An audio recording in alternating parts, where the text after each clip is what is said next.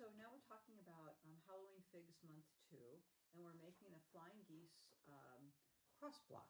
And so we've done all of our cutting, and you're going to take all of your black with circles. You have 10 of those squares, and you're going to match them up with all of the other color 3¼ inch blocks to make your half square triangles. So you have 10 of all of those other colors.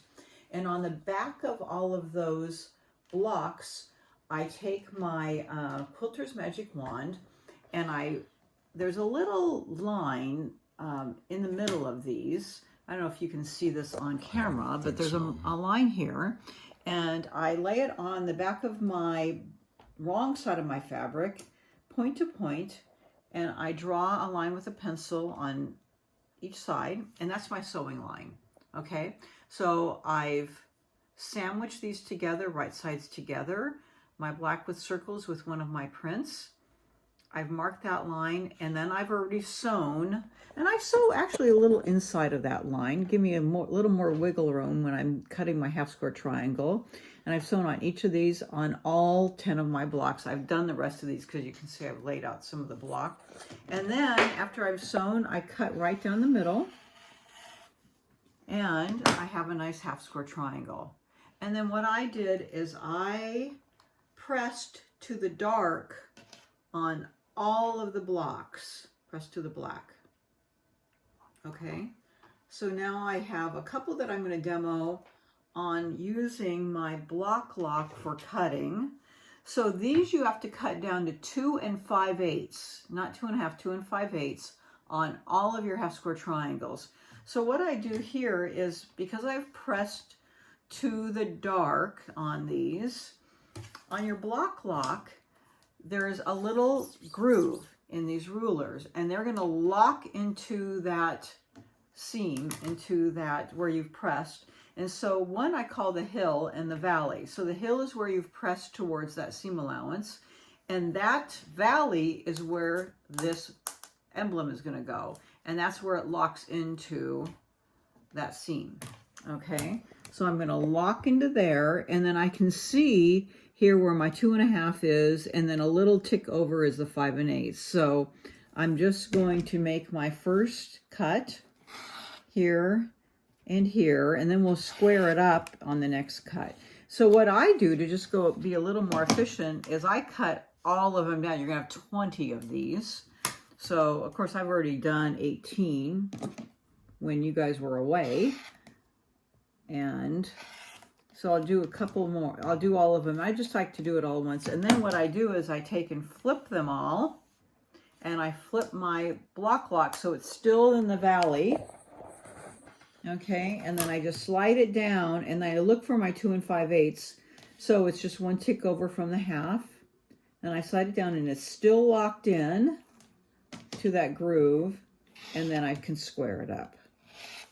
Okay, a little extra cut there, and then I go to the next one, and I can just slide it down and lock it in, and then slide it over to the 5/8. Oh, I was a little bit over there. There's my 2 5/8. And if you get confused, you can also take a little Sharpie and mark where the 2 5/8 is, and it comes off with the alcohol swab. Okay, and square it up.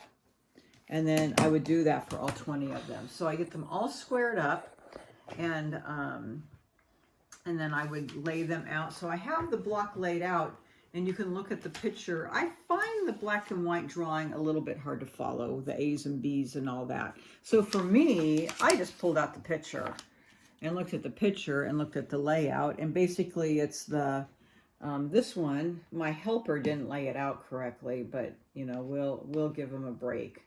So it alternates. Oh. Okay, the ditzy with the zigzag. Nobody told me. Okay. I did tell you to look at the picture. Okay, so then we have like there. So it just zigzags. This one I've sewn together, and then you can see the alternate here.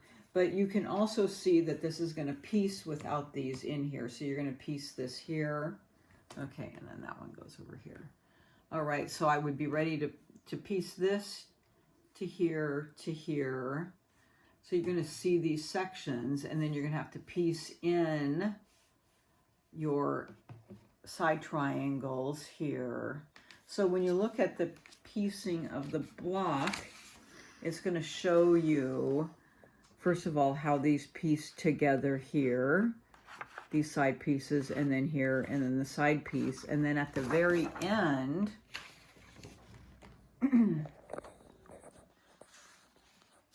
I'm sorry, upside down. At the very end, you'll add in, at the very end, the top small triangle corners, okay? And you may need to trim this up to 12.5 inches if it's floating a little bit big. So measure your block to make sure that it's at 12.5 inches raw edge to raw edge, okay? Since we do have a little bit of floating blocks. I made my other sample a while ago, so I can't remember on this block if I had to trim it down, but measure your block to see what it trims up to. Okay, so now we'll go on to making our next little block, which is our crown star block. Okay.